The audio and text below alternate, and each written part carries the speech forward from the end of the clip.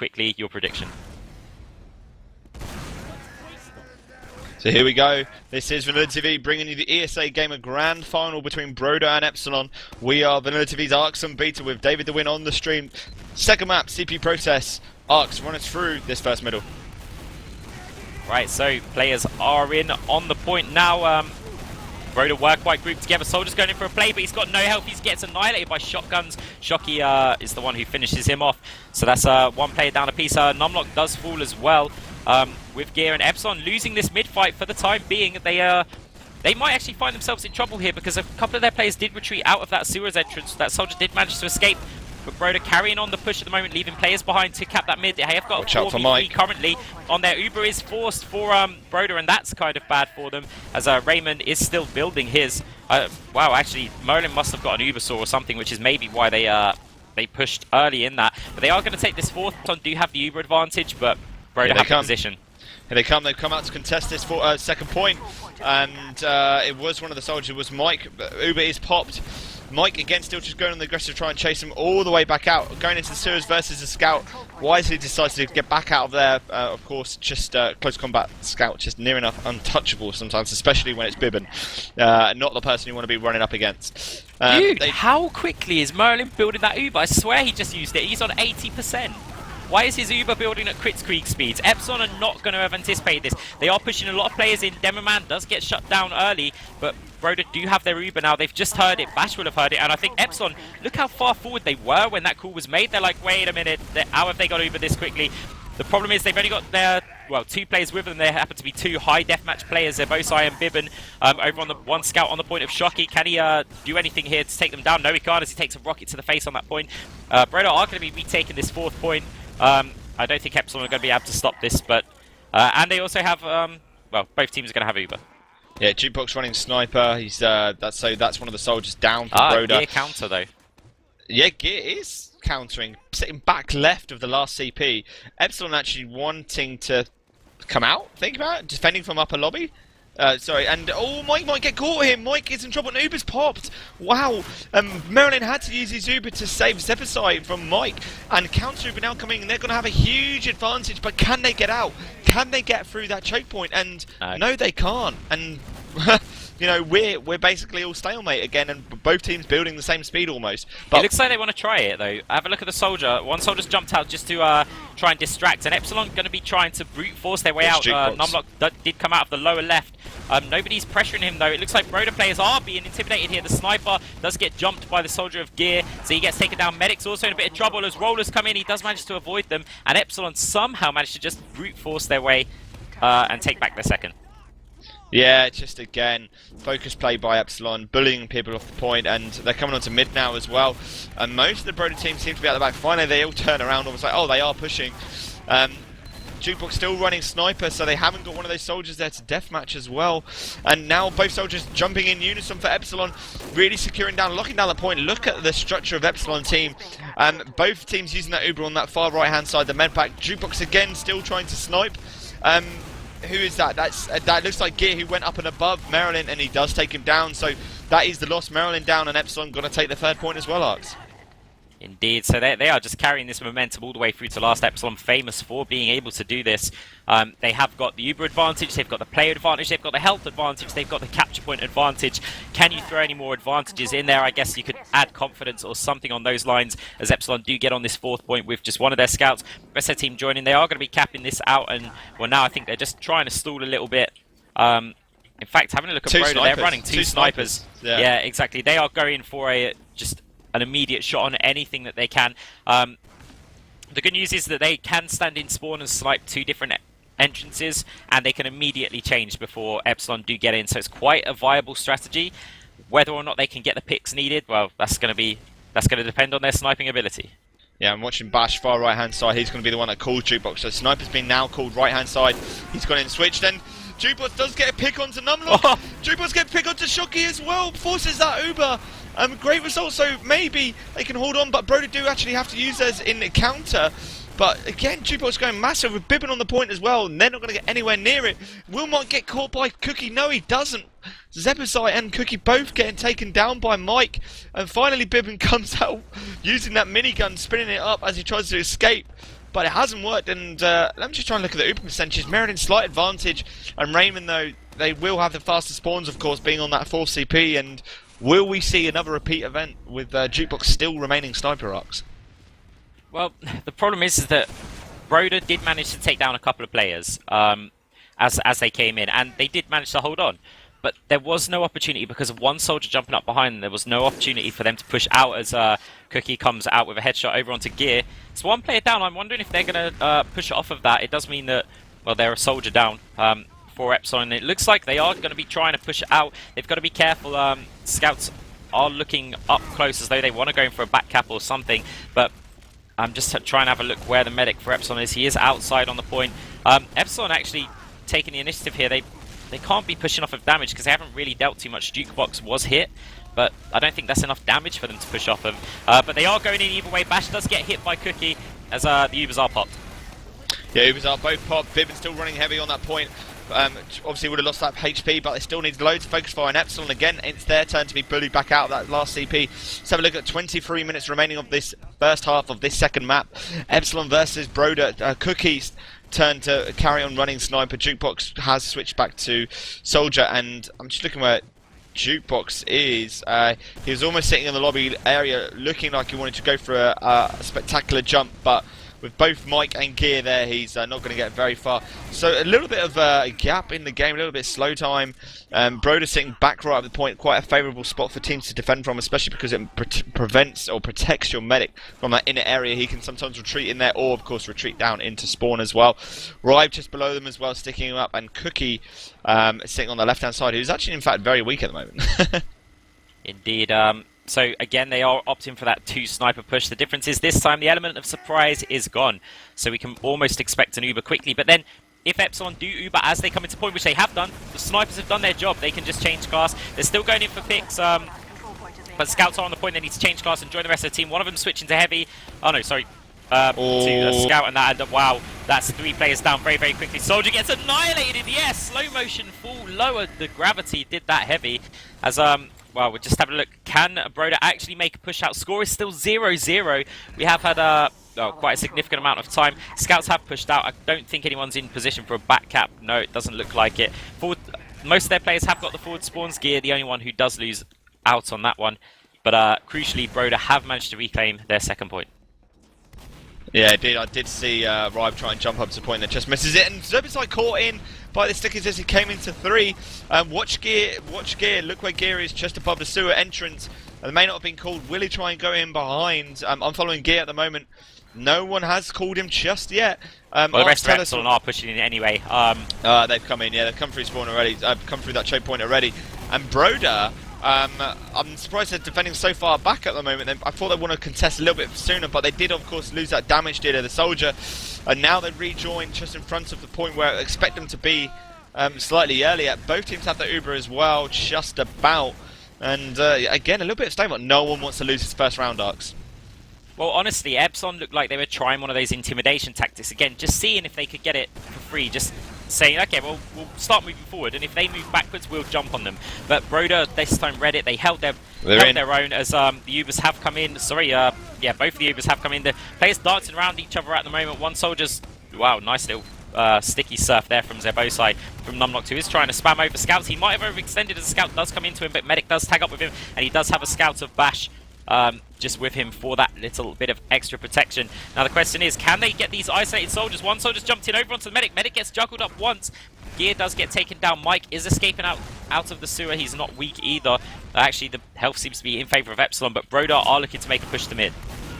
Yeah, it's Broder's turn. Broder in the ascendancy as Numlock gets caught from behind by Zebazai. But Bibin and Zebazai both getting taken down care of by Mike as well.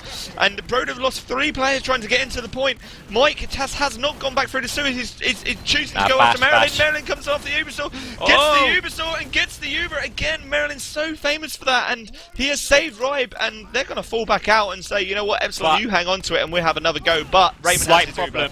Because if he goes down now, which is what I was going to say, all it did was delay his death.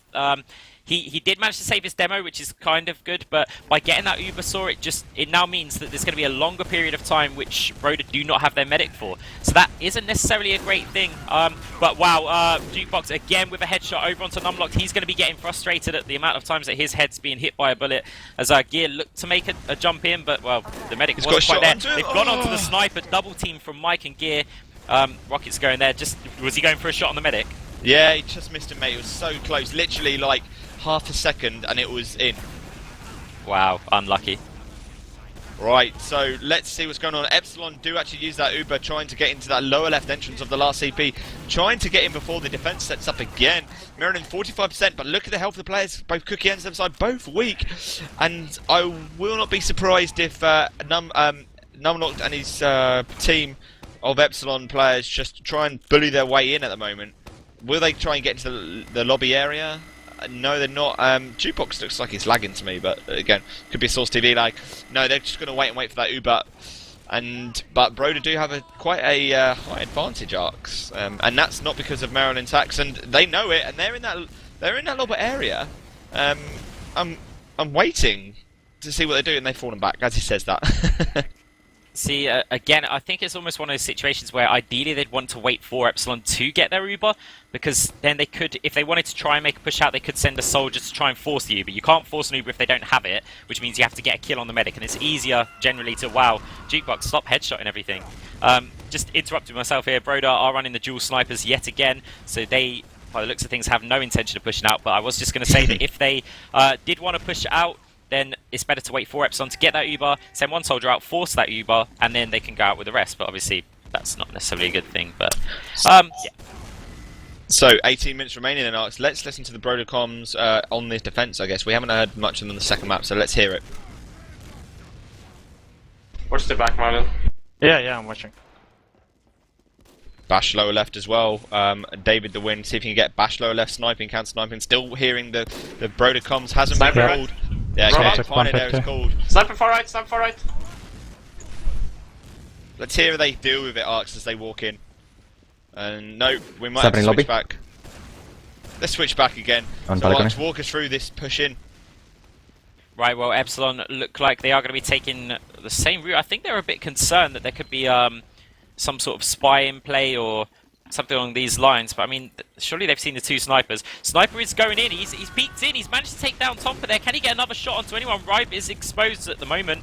Sniper is still up top, great dodging by Jukebox. He is over here, so no quick escape's going to be able to take him, but the Uber has been popped. Soldiers jump in aggressive, the counter Uber also popped quite early, in fact. I think they could have held it for a bit longer, but Jukebox coming out with a headshot over onto Bash. He's still, well, that's a lucky headshot. Another player, it looked like Mike, who's managed to pick up a health pack in the lobby for the moment. Broder holding on strong. Another player's weak. If they push out now, they might be able to take some of these Epsilon players down. Gear getting a bit of heal, but no, Broder not committing to the push out, even though well, they've got Mike down. They might push off of that. They might actually try and make some sort of push. Bash spy as well. Yeah, it's just how important Mike is to the team, and yes, with Bash on Spy, obviously they don't know that yet, but that means one deathmatch are down, so they might have a good job of winning that if they can make sure that they don't get backcapped. Yeah, I'm watching Bash. He's in lower left, disguised as enemy sniper as well. He is actually in behind him. There's a heavy. He needs to go and get ammo. Who's he going for? Who's he going for? Oh, come on, Bash. I'm watching him. He's behind a scout. Leave the scout. Leave the scout. Come on, Bash. Go for the win. Oh, he's missed him. There we go. Finally. Okay, right. So, Bash again going in that lower left Arx. You carry on following what's going on. Right. Well, I wanted to go for the Raymond win, did mate. go down the medic, so Epsilon aren't going to have their medic for this push, which means Broder could be pushing out, but Broder are just turtling firm here. I guess they're aware that there's a spy and it's a bit difficult to push out, but Bash is there. Oh, there we go. Broder coming out there. Jukebox goes flying into the air, puts pressure down. Mike does go down. Demoman, no, sorry, Gear is still floating around up on that balcony area, and Bash does take down Rib. Beta can tell us more about that. Yeah, sorry. Bash is still floating around the lower area. Merlin actually came over an Ubersaw, but it was disguised. And in fact, Gear might get him here as well, but no, he doesn't. Sebasai just protects him. Two players down for each team at the moment, and Raymond's gone to crits. Raymond has gone to crits, Arx. Let's go in eyes on Numlock, probably waiting for Mike to rejoin the team. Again, let's just see if anything's going on in the defense. Jukebox running sniper, and Numlock crits are in. First crits, and they all do nothing. Jukebox coming up on a massive shot onto Numlocked again, and it's not worked for them, and it's going to be Uber versus crits, and they don't even have the crits. Yes, Back up! Well, Bash so close as the whole team wanted to move out. Bash doing enough, actually, maybe delaying it and allowing Raymond to retreat Arx, so that probably worked in their favour. With that much time on the point, it's going to be difficult for them to push out. They're still going for this though. I think they're getting very tired of being on their last. So Scrimpy and Source TV summed up that headshot great, just saying get wrecked as soon as the headshot came in onto Numlocked, and that's exactly what, well, I was thinking as well. Numlocked's going to be furious about that, and whether or not that's going to affect his game, mentality plays a big part of TF2, and he just keeps on getting headshot. And when you keep on getting headshot, you start playing very timid, very safe, and very passively, and that could be a turning point. Score is still 0-0, and we've had nearly 16 minutes in the first half of this map. And yeah, Broder looking to go for mid for maybe the second time this game. Yeah, I'll be interested to see what the damage is on this round. It'd be absolutely ridiculous. But anyway. 5k, 6k. Yeah, so Shocky just coming on the right hand side as now Broder trying to get on point. Zebasai come bombing in onto Numlocked. Uber comes in to save him. Raymond doesn't have it yet, so they could potentially chase it as both soldiers of Epsilon get back. Back cap, right. Shocky is over onto the back cap. He did manage to take care of one scout. Bibben is coming to get him. Bibben needs to win this fight. Shocky has jumped down to get a health pack. They are getting time on mid, but he's still going to need to win this fight, and he's not winning this so far. Shocky's managed to take him down. He's got time. Soldier, I did hear try and rocket jump back. No, he is coming out to block it. Doesn't manage to block the cap. Shocky takes him down as well. There's a medic on the point. Takes him down as well. Demoman's coming in. Shocky, are you human, or what is going on here? He is going over towards the last point. There's a heavy on there. Sorry, Shocky, but dodge this. Game over. Yeah, exactly. That's the end of that run. But crazy stuff from Shocky. Epsilon again on the 4th point, and Broder they can't get off of their last. I'd just give Epsilon the round at this point and start afresh, because this is getting more frustrating than being headshot by Jukebox all game. Yeah, so Shocky actually turning the tide of that whole round again. So Broder find themselves in familiar territory on their last, waiting for Epsilon to push in with Jukebox running sniper again. We might as well just make a movie out of just Jukebox sniping as I hear him get another headshot. Exactly, Jukebox in this first round, not even the game, in this first round has managed more headshots than my entire sniping career. As he is, they've pushed in now, Epsilon with the Ubercharge. Demoman is isolated, he might find himself in a bit of trouble here, but does manage to jump into the spawn. One scout does go down, gear is down, we've got to be careful. Oh wow, Numlock's also crushed down. Epsilon just can't break them down on this last point. Shocky, you can kill as many people out in the open as you like, but unless you can actually finish it off, it is Shocky against World now, and you watch it, he's going to finish it off now against the heavy. Now he is having to retreat. Very little health on there. He's managed to prevent Broder from pushing out, but yeah, wow. It's so some crazy stuff. We have another pause in the game, so we do have some damage, by the way. We do actually have some damage. Zebasai's 17 kills at the moment, damage just under 6k. No, sorry. First round. No, sorry. Yeah. It's not familiar stats to me, so I'm reading off of like a table as I read it. So yeah, 6k. Jukebox 6378 and Mike 64. So pretty high damage. Who do you reckon's got the most damage out of the medics, Arx? We'll just hold on, because Bash got a headshot over onto Cookie there. We've got Jukebox running Spy as well, not opting to run Sniper. Epsilon are making a push in here at the moment. They have got a crit squeak as well, and it's 95%. That's going to be coming in. Jukebox gets a stab onto Numlock, so that's not going to happen. But Epsilon, wow, so much time on the point. Soldier jumps in with the crits. Only the medic, Demo, and Scout on the point there. Soldiers come behind them. They surely can't hold this. Surely they can't hold this. As Epsilon come in, take the first round, a 19-minute round. Points on the board, 53 for medic. That's how long that round did go on for. But Epsilon finally broke them down. Come on, let's see the Broder comms. Let's see if it's demoralisation or another. Let's do it. Come first. Great. Let's kill them fast. I love it.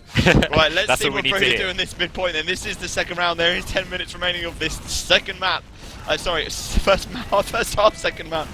And, well, there's not been any killing. And Numlock's first to die, actually, so there's a big loss. Gear also going down, so Soldier and Demoman down for Epsilon. Exactly what Broder want on this second round. They do have the better positioning, But can the Broder scouts play a scouts. pivotal role? I'm just trying to look for the scouts, and well, Bash has fallen back out. Shockey's fallen back out as well. So I was actually really worried for the Broder scouts there. They were 3/4 health, and they were pushing forward really aggressively, and I genuinely thought that if Epsilon just stood there, they would have taken down the scouts and won that mid. That's the confidence at the moment that I have in those Epsilon scouts. But Broder have won this the mid fight. Soldier has managed to force the Uber. Bash coming out with a body shot over onto Zebosai, and Broder going to be having to hold this mid. They're trying to make a push through the IT section there. Bash is still on sniper, and Epsilon look like they're pushing forward. They're going off of damage here, and they could very well take this mid. yeah, bullying tactics coming in from Epsilon again. 3 kills in quick succession there, and 3 players down for Broder. 4 players down, in fact, and Rive getting gear. And I'm just trying to see when Merlin does escape and rejoins with Zebosai back left corner in that lobby area. Bash still running sniper, gets a nice shot onto Zebosai. Well, in fact, I thought it was a shot. It didn't reg. You know, dodgy Zebosai as usual, but they have got that 4th point, and we could be looking at a complete opposite of what we saw, Arx. We could be looking at 2-0, a 2-minute round instead of that 16-minute mayhem and marathon that we just had. Indeed. So, wow, Ubers have both been popped for both teams in the lobby section.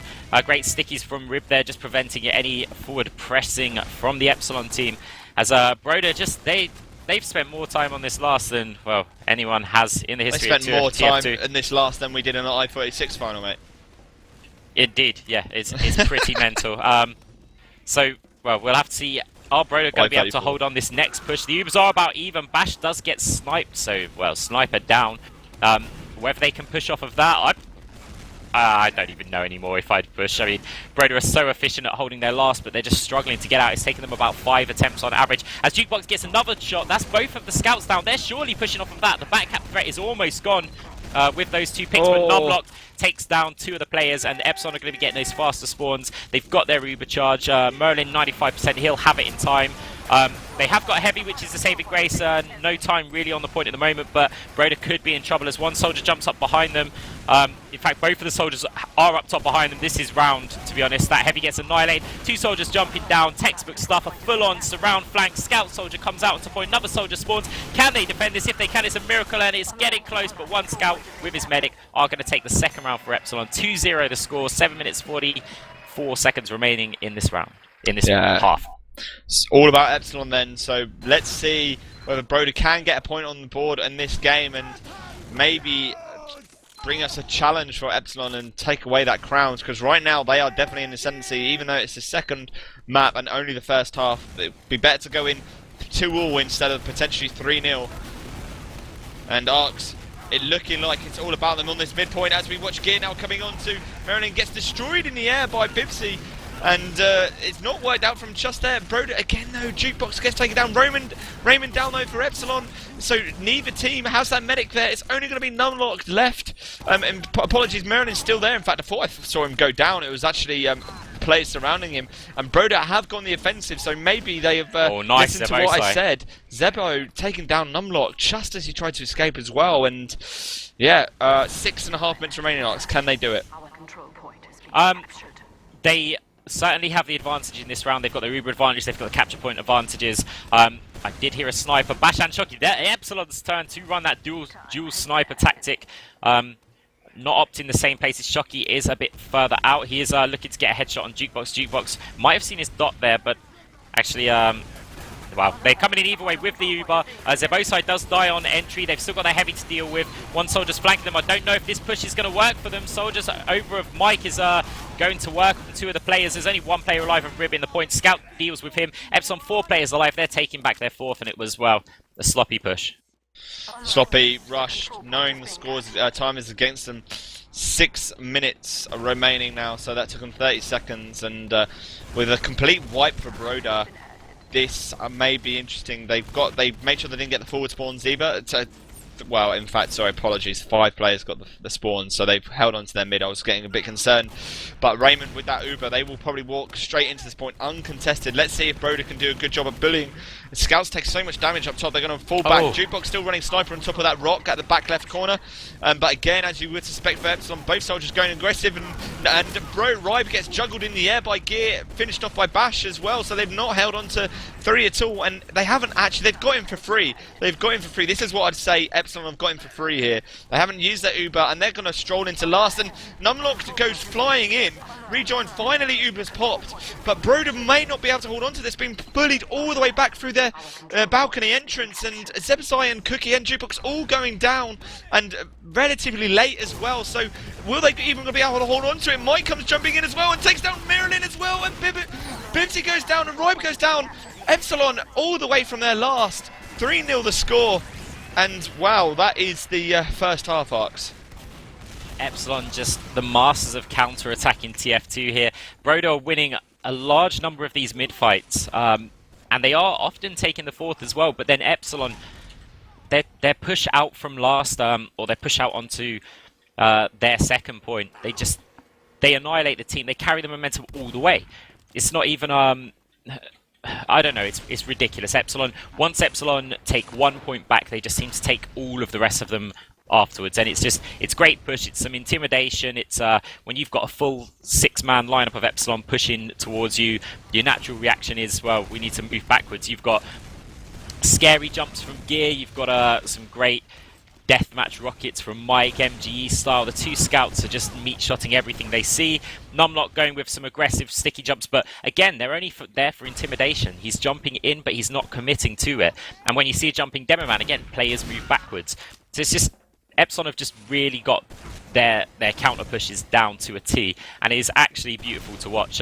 Broder, don't get me wrong, Broder are holding their own in this game, even though technically the score combined the 2 maps is 8-0 at the moment. They're holding on well, they're doing well in death matching, and they're winning most of the mid fights. They just need to somehow be able to convert that to rounds, and so far they haven't managed to do so.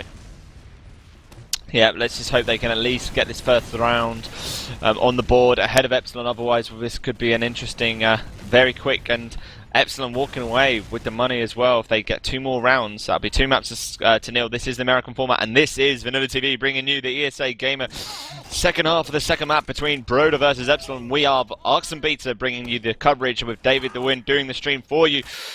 Let's follow the Gears roll out to his midpoint, doing that double jump all the way onto the opposing med pack. Great jump by Gear there, and that has put Broder in all heaps of trouble there. Scout comes round to meet and greet, but it's not going to do enough. Actually denying anything here, and no one's come around to take care of Gear. He is locked in there still. I'm going to flick away, but turn some heads, and Broder a little bit positioning trouble here. Gear still floating around at the back, finally gets taken care of, but look where Epsilon are now, all over that point. Time's free on there, and they've got so much time. Bash gets taken down, Bibbin in return, so that's a trade, and, well, Epsilon taking that first round of the second half, Arx. Well, the first mid-fight anyway, but you called that perfectly. Gear is what won them that mid-fight as the Ubers are popped. I'll elaborate that on a minute after this action dies down. Broder pushing Epsilon back. They are having to retreat. One soldier of Zebosai very weak, sorry.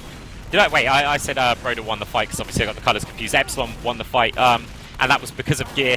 But either way, Epsilon are pushing over onto this 4th capture point. They've got 1 soldier just trying to get a bit of time on there. Soldier jumps up, gets airshotted once. Soldier misses the second airshot, but he does go down to the scattergun shots. 2 players down for Broder, and make that 4, double or nothing. As Merlin goes down, only Rib left, and he's running for his life on last with a lot to do.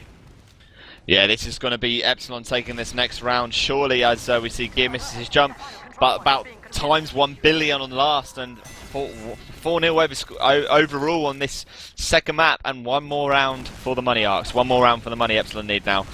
Walk us through what Gear did, Arx, on this rollout. Yeah, just quickly, when Gear jumped across to that health pack, it wasn't so much of stealing the health pack, he managed to get into the door. Now, that turned the heads of both of the scouts, and the scouts can't engage a soldier in that position.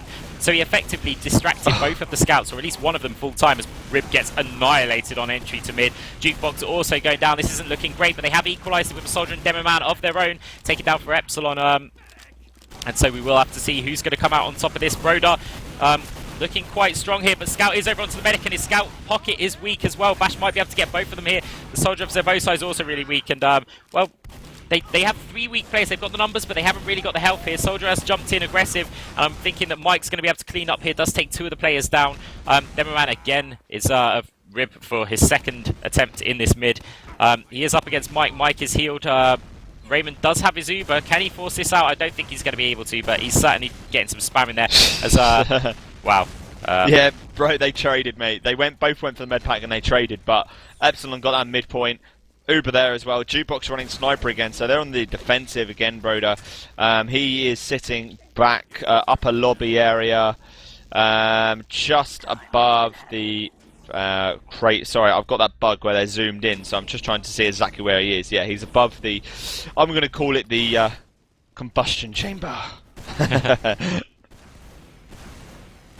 Right, so they're coming in now through PC, so Epsilon know they can get this for relatively easy, but and I was going to say, don't let them get it for free, Broder, and they haven't, so Uber has been popped. Good result there. Look at the health of the Epsilon players at the moment. They're going to need loads of attention. This could be a good time for Broder to apply some pressure. Maryland 70% and still building fast with Rive on the point. As the soldier does come jumping in, Maryland automatically stepping backwards, but the rest of the Epsilon team are floated in.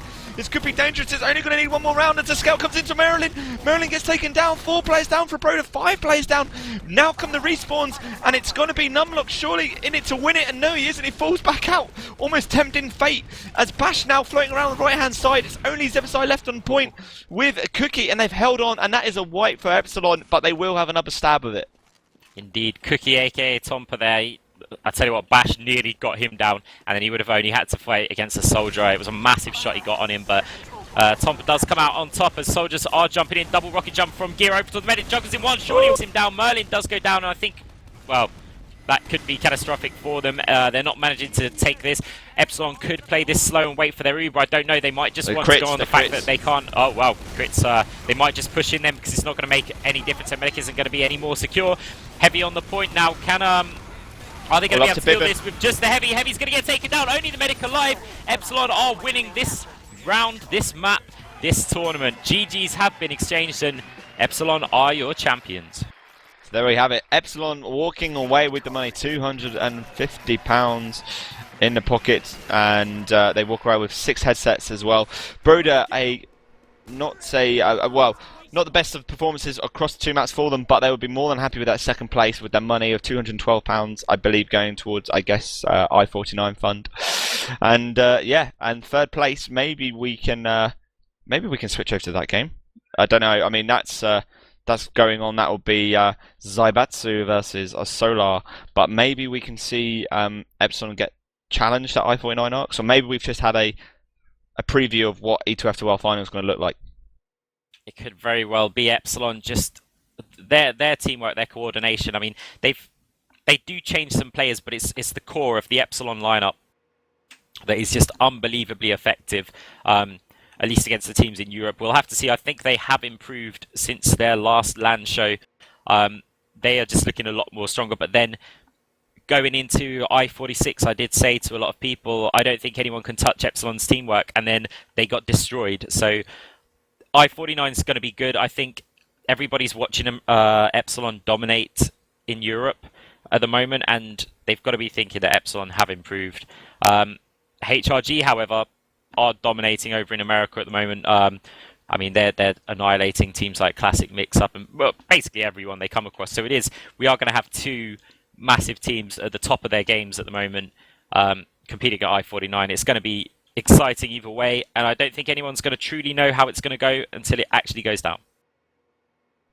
Yeah, and that's all we can look forward to now, really.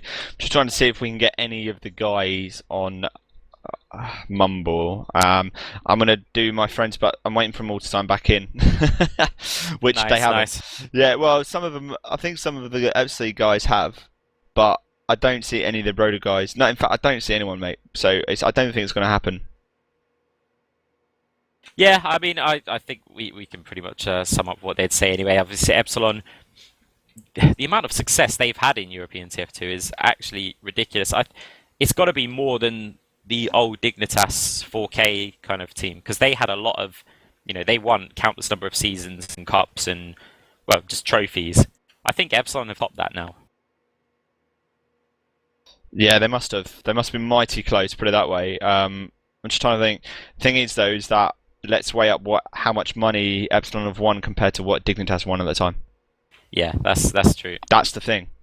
and unfortunately, Dignitas are well ahead of that. I'm seeing if we can get anyone for question time. I've got Bash. He's appeared on my friends list now. Hello. We got Merlin. Merlin. Perfect. Excellent. Okay, perfect. We should have just listened to their comms, actually. We should have just listened into your comms at the end of the game, Marilyn, instead. Just in advance for some of our younger viewers in these interviews, it has been known that bad language is occasionally part of the routine, so just apologies for that. But Merlin, how's it going? Pretty tired. Yeah, long old day, yeah? Yeah, it was really hard to play against Kraklan, then Epsilon. I think everyone was really tired. Yeah, I guess, what would you rate better? I mean, were you hyped up for the Epsilon game, or were you just drained from the Zaibatsu game? Rain from the Batsu game, I think. Wait, I didn't understand the question. Yeah, sorry. I guess, were you ready for the Epsilon game, or were you just too tired, do you think? Yeah, I was. We were very tired. Yeah, a long old day, and hopefully that will give you a preview of what events are like, my friend. Especially Buben, he was so quiet and he was so angry. Playing games all day. I don't know how you do it, but anyway. So let's get back to the game, Arx. So, come and talk about the heavy fight. Were you disappointed to lose it and see Badlands first? Yeah. Well, If you had won, what would you have chosen? if we won, then it would be heavy battle. Yeah, sorry, yeah. We would choose Badlands, so it doesn't matter. So it doesn't matter. Yeah, Okay. we thought that we are like good on Badlands, but well, that wasn't true. Okay, so Badlands didn't go to plan. Yeah, it was Badlands. Yeah. Yeah. And what did you do for process? I mean, obviously, who is there one guy in Broder that will pick the map, or do you have a set order? How does it work? We picked Process because in season 14 we were really lucky on it, and Epsilon they hate this map and they don't have any crucial tactics like on Badlands. We just wanted to win that, but I didn't feel like any power in souls of my comrades. Everyone was just too tired. I'm not gonna lie, and Arx will say I'm interrupting Arx loads. You were defending for so long on process. That first round. Yeah, and we couldn't do anything. All like they push, we block. We push, they block. Again, they push, we block. That's how it was. Like we couldn't do any nice picks to go farther. All I'm gonna say, my friend, is that it reminded me and Arx versus so it's TLR versus TCM I-34. Imagine playing against TCM with 2 demos on Badlands, being locked in for about 20 minutes. That's exactly what it was, man. Yeah, that was hard. So no 2 demos, by the way. Anyway, so yeah, so in the end you tried to push out. I guess from losing that first half, what were you thinking going into the second? Was it, were your heads already down, or were you think you could still be in with a shot? In the early beginning, yes, but when we again lost 1 point, then all of us, well, we were actually still trying, but nobody, I think, thought that we're gonna win that. That's really hard. Okay, thank you. Right, so Arx, you've been quiet, mate. Yeah, sorry, I was replying to some stuff, but yeah, I think it was a good showing. Like every time that I watch Broder play, they are getting better. Sort of the teamwork looks more coordinating, but there's still quite a bit to do. I feel a bit more gelling before we're going to see you guys taking tournaments off of Epsilon. Yeah, I think we just are lacking of experience, which Epsilon got. Like they got better endurance. They can play game for quite a long time and still be good. And for us, we gave out all all our powers against Zaibatsu. Yeah, like we couldn't play as good as we did against Zaibatsu, against Epsilon. Yeah, I guess you'd expelled all your energy at that point. It is tough playing endurance maps. I mean, personally, what do you think of the system, the American system? Do you prefer it or do you hate it? I mean, it produced sort of a long, exciting game that could have ended completely differently with the European rules, but at the same time, you were playing for several hours. As at some point it might be even better, because you can lose the first half. Then you got a pause, you can discuss what you did wrong, what to fix, what everyone should do better in the second half. Only at this point I like this. But why I don't like it? Because pretty often you got distracted. For example, Roop, in the second half, he was like, "So, guys, did we win? Did we win? What was the score in the first half? I don't know." Yeah. That's the other thing is I find it's confusing for spectators because you kind of I think part of the VanillaTV stream has got the previous maps and sort of an ongoing tally and an overlay showing what the score is, but if you're just relying on the scoreboard, it's like, hang on a minute, it says 2-0. Why are they saying GG? Oh, because they got 3 in the first half. Oh, right. Is this the first half or the second half? Or it adds more confusion. Yeah. I mean, personally, I've never been a fan of their rule set. It just all seemed stupid. Like, the reason why it came about was almost because some maps, you know how blue team and red team, it has tiny little differences. Like certain window ledges you can walk on or snipe over and things like that. I think the Americans wanted to be fair and play on both teams per map. So that's kind of the only advantage of their system, is that both teams get to play as blue and both get to play as red. But I mean, yeah. I don't think the rest of it is worth just that tiny difference. I absolutely agree with you, but I'm still like, all of us are used to American system, and I mean to European system, and we love it, to be fair. Yeah, I think that the European system is better. It's easier to schedule as well. Like your first game, let's say your semi-final, that could have lasted, let's say, 15 minutes or so. You could have won 2 maps, or it has the potential to last 3 hours or more if the golden cap rounds come into play and it lasts longer. Like, how do you schedule a tournament? Imagine if we had to do I-49 with matches that could potentially take either 10 minutes or over an hour to complete. You can't schedule tournaments with those rules, not efficiently anyway. At least if you've got set times, you could say, okay, 30 minutes of game time. You know the game doesn't last longer than that unless there's golden caps and stuff. But yeah, anyway. Yeah, well, I like European system more, to be fair. I think at I-49, all teams should play like that. They will do, mate. They will do. That would be a totally change in the format if we did the American rule set. I'm sorry, my American listeners, that will not happen. And if it does, I'll be very disappointed. In fact, it can't be scheduled for, like Art said. That would be there all day. Unfortunately, we will have... Well, no, fortunately, we will have more teams than the American scene has. And doing that at an event will just not work. Yeah, exactly.